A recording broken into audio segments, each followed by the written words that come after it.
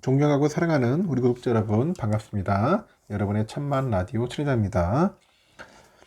이래 또 하루가 시작됩니다. 여러분 2월 22일입니다. 좋죠. 숫자가 2 트리플이네. 222. 뭔가 좋을 것 같아요. 또 이렇게 하루가 시작되는데 여러분들 기쁜 일, 즐거운 일, 행복한 일들이 좀 가득했으면 좋겠어요. 응?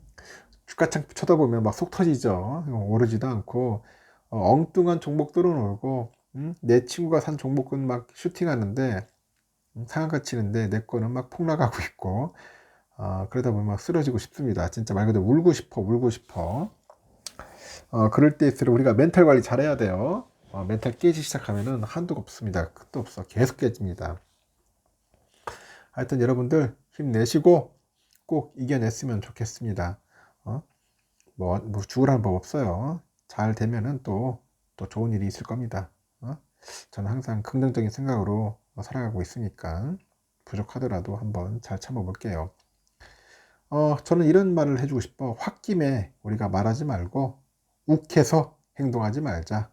감정이 식을 때까지 기다려보자. 그런 이야기를 하고 싶습니다. 너무 들떠 있을 때 약속하지 말자. 약속하지 말자. 차분해진 다음에 약속해도 늦지 않는다. 그런 이야기를 하고 싶어요. 홧김에 땡땡땡 했어 라고 핑계대지 말자. 저는 홧김에 좀 한 적이 좀 있었어요.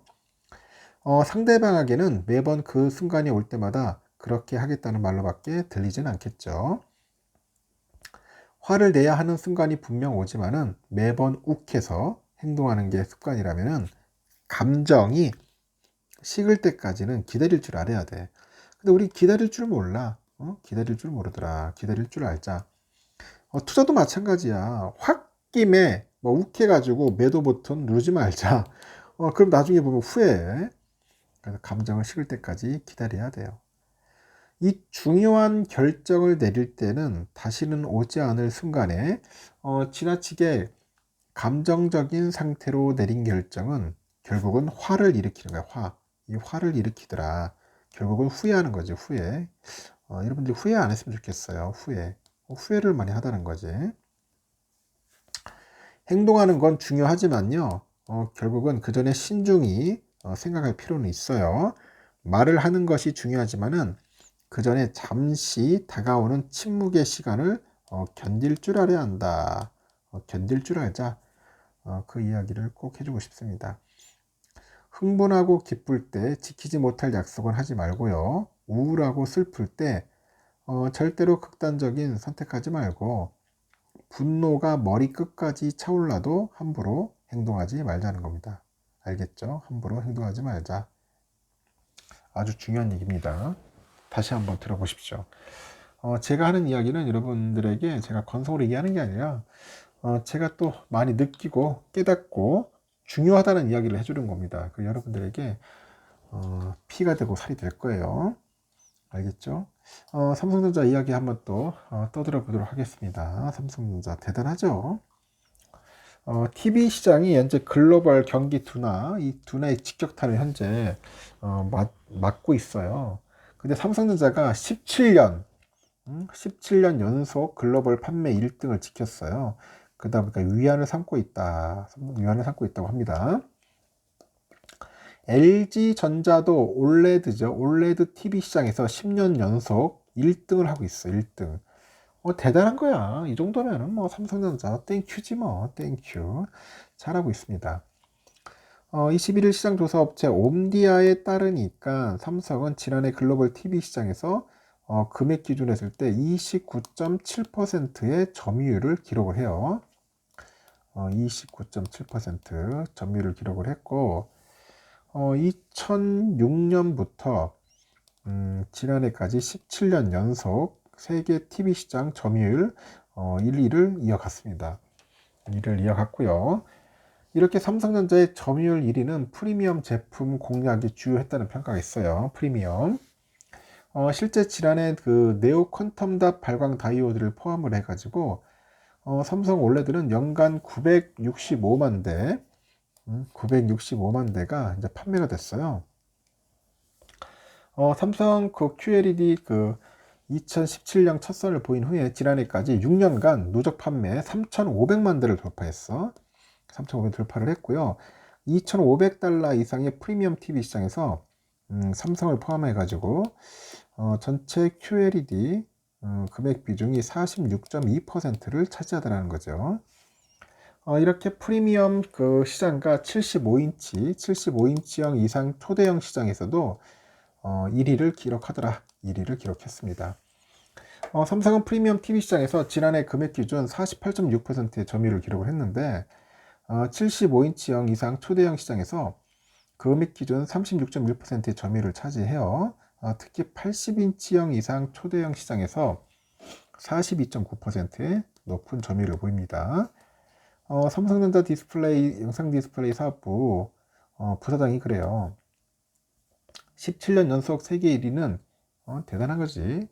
이 1위라는 그 결과는 삼성 TV를 믿고 선택해준 소비자들의 사랑 덕분이다. 앞으로도 초연결 시대를 실현하기 위해서 고객 경험 중심의 혁신들을 지속적으로 선보일 것이라고 언급을 합니다. LG전자는 전 세계 OLED TV 시장에서 10년 연속 1위를 지켰는데 옴디아에 따르니까 LG가 지난해 OLED TV 382만 4,000대 출시했어요. 1위 기록했고 OLED TV 시장에서 점유율을 보니까 수량 기준으로서 절반을 넘어서 60%에 육박을 하네요. 2013년형 이후 누적 출하량이 한 1,500만 달을 돌파를 했어요. 특히 70인치형 이상의 OLED TV 출하량이 전년 대비 12% 이상 급등을 했다는 거지. 대단합니다. 10% 이상 급등을 했어요. 지난해 40인치형 대 LG OLED TV 출하량도 그 직전 연도 대비 약 33%나 늘었어. LG전자는 전체 TV 시장에서 금액 기준 16.7%로 삼성전자에 이어서 글로벌 2등을 차지했습니다. 한편 경기 침체에 따른 수요 위축 여파로 인해서 지난해 전 세계 TV 출하량은 전년보다 5% 감소해가지고 2억 325만 대로 집계됐는데 전 세계 액정 표시장치 LCD죠. LCD TV 출하량도 전년보다 5%가량 감소해가지고 2010년 이후로 처음으로 2억 대를 밑돌았다.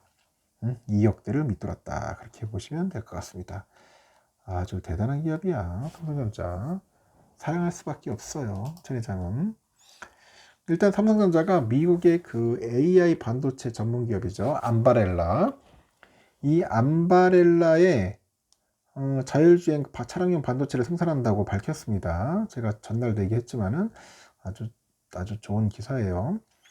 삼성이 그 생산하는 반도체가 첨단 운전자 지원 시스템 ADAS라고 하는데 여기에 탑재되는 그 암바렐라의 최신 SoC 그 CV3AD685 이 제품으로 첨단 5나노 파운드리 그 반도체 그 위탁 생산 공정이죠. 하여튼 5나노 파운드리 공정이에요. 이 암바렐라의 그 차세대 인공지능 엔진을 탑재하고 있는데 카메라하고 레이더를 통해서 입력된 그 운전 상황을 스스로 이제 판단을 해가지고 제어하는 등 자율주행 차량의 두뇌 역할을 합니다. 두뇌 역할을 한다. 삼성은 그 첨단 5나노 공정에 오토모티브 전용 IP하고 그 최신 공정 패키징 기술 그 노하우를 집약을 해가지고 자율주행 차량용 고성능 저전력 반도체를 생산하는 겁니다. 이렇게 암바렐라의 성능은 전작 대비 20배 가량 향상이 됩니다. 향상이 됐고 자율주행차 분야에서 고성능 저전력 인공지능 반도체 기반의 차세대 운전자 지원 시스템의 안전 수준을 한 차원 높일 것으로 이제 기대가 되는 거죠. 기대가 됩니다. 페르미 왕 암바렐레 사장이 그래요. 삼성과의 긴밀한 협업을 통해 가지고 최신작을 생산하게 돼서 기쁘다. 그렇게 얘기를 합니다. 삼성전자의 그 검증된 오토모티브 공정을 통해 가지고 자율주행 첨단 운전자 지원 시스템하고 자율주행 레벨 2죠. 레벨 2 플러스하고 레벨 4 구현에 그런 필요한 높은 수준의 인공지능 성능과 전력 효율을 구현할 수 있게 됐다. 그런 얘기를 합니다.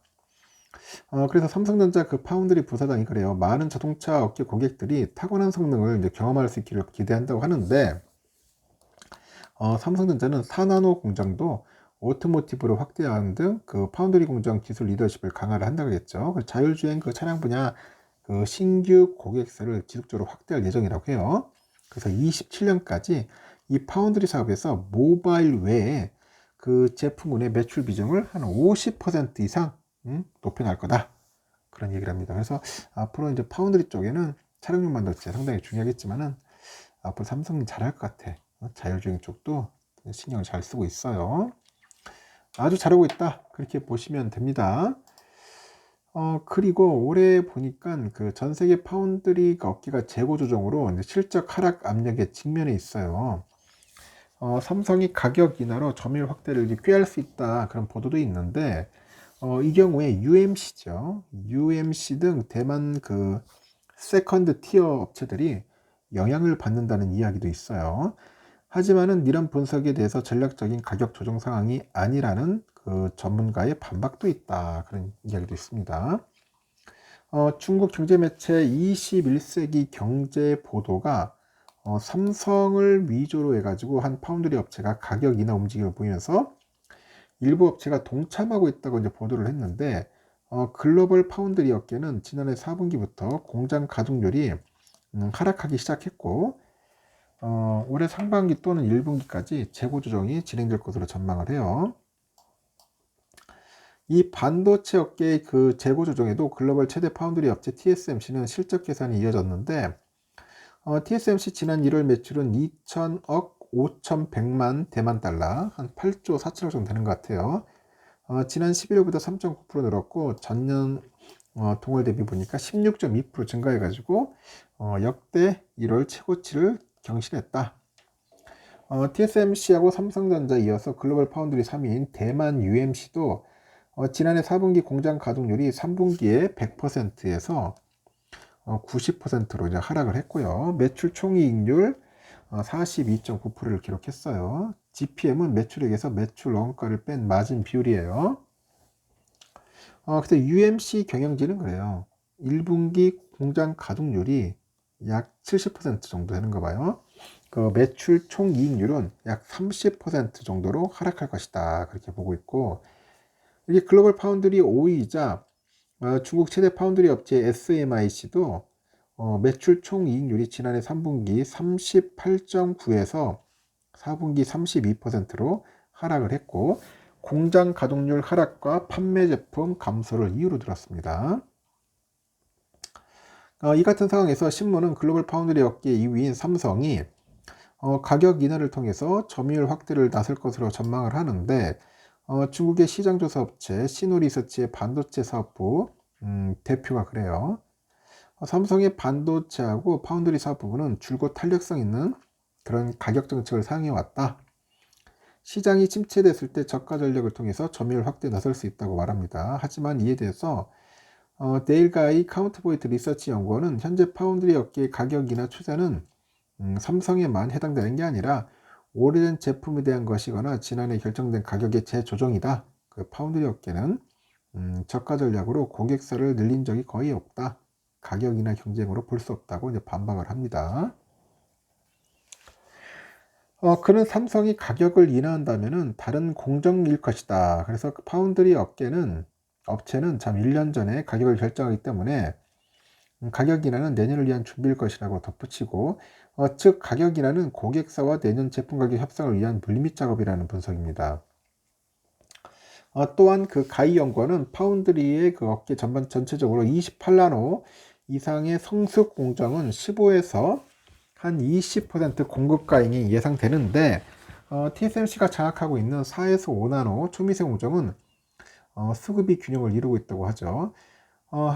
그래서 한편으로는 그 대표를 그래요. 그 엘비스 대표가 TSMC 등 톱티어 업체들의 일부 공정 가동률이 90% 이상, 그 90% 이상이 아니라 90% 이하로 하락한 반면에 그 세컨드 티어 업체의 가동률은 80% 이하로 떨어지면서 재고 압력이 증가했다고 하죠. 이 때문에 일부 업체가 고객사한테 가격 인하를 제시하고 있는데, 특히 28나노 이상의 성숙 공정의 할인율이 크다고 합니다.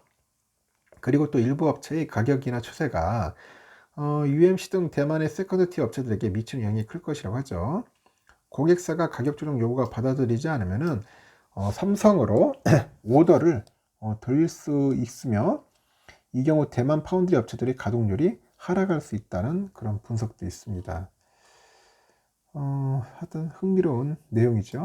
참고하시면 될 것 같습니다. 일단 삼성의 주요 사업부서들 수조 원 모아가지고 이제 반도체 투자하겠다는 그런 내용인데, 삼성전자가 그 각 사업부를 총 동원해가지고 반도체 투자 지원에 마련에 나섰습니다. 최근에 주요 사업부로부터 여유 현금 자산을 전부 끌어모아가지고 수조 원을 확보한 것으로 파악됐는데, 이재용 회장이 최근에 반도체 사업장을 찾아가지고 미래 투자에 흔들림이 있어서는 안 된다 강조를 합니다. 그 삼성전자가 공격적인 반도체 투자금 확보에 나선 것으로 풀이되는 거죠. 최근에 삼성은 전체 주요 사업부로부터 현금 자산을 최대한 확보를 했어요. 스마트폰 사업을 담당하는 MX 사업부, 네트워크 사업부, 영상 디스플레이 사업부, 생활가전, 하여튼 주요 사업부로부터 각각 수조 원대의 현금 자산을 확보합니다. 수조 원대.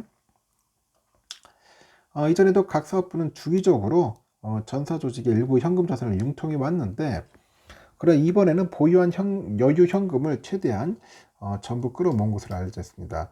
이렇게 각 사업부를 통해서 캐시카우로 꼽히는 해외 법인들의 현금 자산을 일부 끌어오려는 것 같아요. 지난해 말 보니까 삼성이 보유한 현금하고 현금 자산은 약 115조로 나타났고, 이는 대부분 미국, 유럽, 중국에 있는 해외 법인이 갖고 있어요. 국내에서 활용할 수 있는 현금하고 현금 자산은 약 4조 원이 채 되지 않는 것 같습니다. 삼성전자가 지금 현금 확보에 나선 건 이 불황의 늪에 빠진 반도체 부분에 투자하기 위한 것 같아. 그래서 올해 글로벌 반도체 시장 둔화로 인해 가지고 그간 실적을 이끌던 DS 부분의 영업이익이 큰 폭으로 줄어들 것으로 예상되죠. 그럼에도 삼성은 투자 규모를 축소하지 않고 노감산이에요. 정책을 이어가겠다고 선언했습니다. 올해도 한 50조 원대의 반도체 투자를 확정한 것으로 전해졌는데, 이 시장 악화로 경쟁사들이 주춤한 사이 오히려 공격적인 투자를 이어가서 격차를 벌이겠다는 거죠. 이재용 회장은 고대역폭 메모리 웨이퍼 레벨 패키지 등 첨단 패키지 기술이 적용된 삼성전자 천연 캠퍼스 반도체 생산 라인을 직접 살펴봐요. 그리고 경영진들한테 어려운 상황이지만은 인재 양성과 이 미래 기술 투자에 조금 더 흔들림이 있어서는 안 된다, 이렇게 당부를 합니다. 삼성은 이미 삼성 디스플레이로부터 20조 원을 단기 차입을 했고, 이 자회사로부터 대규모 차입금을 빌린 건 이례적인데, 자회사뿐 아니라 이 사업부나 해외 법인 등을 총동원할 만큼 이 반도체 투자 유치에 사활을 걸고 있는 것 같아요. 특히 반도체 미래 먹거리로 여겨지는 파운드리 분야의 경쟁력 강화에 주력하는데, 삼성은 21일 날 미국 AI 반도체 기업이자 암바렐라, 어제 자우지라니 방금 전에 얘기했지만은, 어제도 했고 이런 시간에 얘기했지만은 그 자율주행 차량용 반도체 생산을 이제 맡게 됐어요. 첨단 5나노 파운드리 공정을 활용해 가지고 AI 성능을 전작 대비 한 20배 이상 향상시켰다, 그런 이야기가 나오고 있는 겁니다. 하여튼 대단합니다, 삼성전자. 하여튼 삼성전자가 이제 메모리 반도체 그 시장에 뛰어들어서 세계 1위를 달성한 1993년이죠. 그 이후로 30년간 단 한 차례도 인위적인 감산을 한 적이 없는 것으로 파악됐고, 역사적으로 두 차례 진행된 메모리 반도체 치킨 게임, 이 치킨 게임에서 삼성이 단 한 번도 패배하지 않은 자신감에 비롯된 결과인데, 이를 통해서 삼성은 줄곧 반도체 산업의 주도권을 가져왔다는 평가가 있어요. 삼성전자가 메모리 반도체 분야에서 세계 1위에 오른 것은 1993년으로 당시 시장조사 업체 가트너가 추정했는데, 시장 점유율은 10.8%, 80년대까지 세계 시장을 주름잡았던 도시바, 파나소닉, 하여튼 이런 일본 반도체 기업을 삼성이 제친 겁니다. 그 이후에 93년에서 95년 글로벌 PC 시장이 폭발적으로 성장을 해요. D램 메모리 시장은 폭풍 성장을 했는데, 제품 호황에 따라서 메모리 기업들은 쾌재를 불렀는데, 당시 시장 성장은 향후 대공황이라고 불릴 정도로 역대급 치킨 게임의 사막이 되는 겁니다. 역대급 치킨 게임. 당시 일본 5곳, 한국 3곳을 비롯해서 전 세계 12곳의 반도체 기업이 D램 주도권을 확보하기 위해서 95년부터 경쟁적으로 공장 건설해요. 그 결과 96년부터 이들 기업 간에 D램 가격 하락폭이 거세지고 당시에 그 PC D램 가격이 90% 가까이 떨어진다. 90% 가까이 떨어져요. 하락했고 서버 그래픽 D램도 한 60에서 한 70% 빠집니다. 그러나 이런 급박한 상황에도 삼성은 무감산 정책으로 시장에 대응합니다. 무감산을 할 수 있었던 것은 그만큼 원가 경쟁력에 자신이 있었는데 92년 9월 세계 최초로 63메가 D램을 개발한 삼성이 슈링크 개발하고 당시 주력 제품 그 고용량을 통해서 웨이퍼당 이 비트 생산량을 매 40에서 50% 정도 끌어올려요. 이 반도체 칩 판매가가 그 진행되는 상황에서도 삼성 입장에서는 다른 경쟁사에 비해서 수익성 확보가 유리했고 이때 삼성은 설비 투자도 오히려 늘어요. 그래서 93년부터 2000년까지 삼성의 D램 사업부의 연간 평균 자본 투자액은 1억 3,400만 달러, 일본 D램 기업 4곳의 연간 평균 투자액이 4.7배를 이제 기록한 거죠. 당시 치킨게임은 98년까지 이어지면서 반도체 업계 지각 변동을 일으키고 99년에 일본의 NEC하고 히타치 D램 사업부가 통합이 돼서 NEC 히타치 메모리가 새롭게 만들어졌는데 이 회사가 다시 2000년 5월에 엘피다 메모리로 바꾸고 치킨게임의 또 다른 결과로 99년에는 현대전자가 LG 반도체 경영권을 확보하는 등 통합작업을 진행을 해요. 통합작업. 2001년에 하이닉스 반도체가 되는 거죠. 2006년에 D램에 대한 급격한 호황이 또 찾아와요. 또 다른 또 치킨게임이 발생하는 거야. 당시 메모리 칩 회사들은 이 같은 호황을 예상 못했는데 2006년 중국이 세계에서 두 번째로 큰 PC시장이 되었고 중국의 대명절인 춘절 이 D램 시장이 뜨거운 판매 그 시즌으로 부상을 합니다. 그 신흥 시장의 PC 수요도 뜨거웠고 90년대 미국 유럽이 PC 수요를 끌어올리면서 치킨게임의 전초전을 만든 양상과는 상반된다. 이 상황에서 대만 메모리 업체들을 중심으로 단가 후려치기식 칩 생산 판매가 거세졌고 그러나 삼성은 당시에도 원가 경쟁력을 바탕으로 치킨게임 시장의 주도권을 장악해요. D램 익스체인지 보니까 2006년 4분기에 삼성은 영업이익률 31%를 기록하면서 10%대 LP다, 키몬다, 마이크론을 압도하죠. 이렇게 위기감을 느낀 글로벌 기업들은 연합군이 돼가지고 삼성이 맞서는데 LP다는 대만의 그 파워칩, 중국의 SMIC하고 제휴를 맞아요. 당시 그 세계 D램 2등 독일 키몬다가 또 다른 대만 업체 나냐와 협력을 해가지고 합작해서 설립해서 21%의 시장 점유율을 챙겼는데 하이닉스는 대만의 기업인 그 프로모스하고 손잡았죠.